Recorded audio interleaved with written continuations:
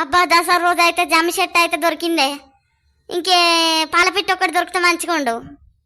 అవునే, అంత తిరిగి ఎక్కడన్నా ఉంటే కనబడుతుందో చూద్దాం పా. దసరా రోజు పాలపిట్టను చూస్తే మంచిదట కదా. ఎంత తిరిగినా పాలపిట్ట కనబడతలేదు కాదే, తిరిగి తిరిగి నాకు కాళ్ళు గుంజుతానే. ఒలమ్మో ఈ పాలపిట్ట ఎక్కడ కనబడుతుందో. ఒలమ్మో దసరా రోజు మమ్మల్ని గింత కోసం ఉచ్చుకుంటాందో. ఆపరాదని ఓలమ్మ సల్లగుండా తిరిగి తిరిగి ఆట కత్తాందంటే ఓలమ్మో తోకమ్మ అని పడుతుంది. నేనేం చేద్దును, దసరా రోజు కనబడతలేదని ఓగరందా అయితలేదు. ఈ దయ్యం పిట్టలు ఇద్దరు ఉన్నాయి కానీ పాలపిట్ట కనబడుతుందా? నేను కూర్చుంటా అన్నయ్య, ఇక నాతో అయితే కొంచెం వెనక కూకోన్లు అందరు. అరేకు మనం ఇవరకు తిరుగుతే కనవాలే కానీ పాలపిట్ట దూరం మనకు అదృష్టం బాగున్నదిరా. మన ఎదురుగానే వచ్చి ఆలిందిరా పాలపిట్ట. చూసిన అమ్మయ్య, ఈ సంవత్సరం అంతా మంచి జరుగుతుంది దసరా రోజు చూస్తే.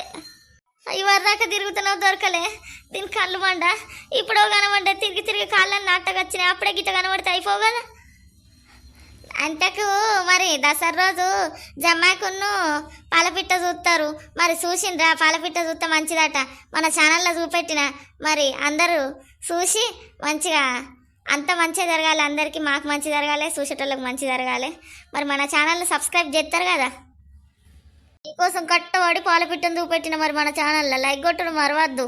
1,00,000 లైకులు రావాలని కోరుకుంటాను నేను.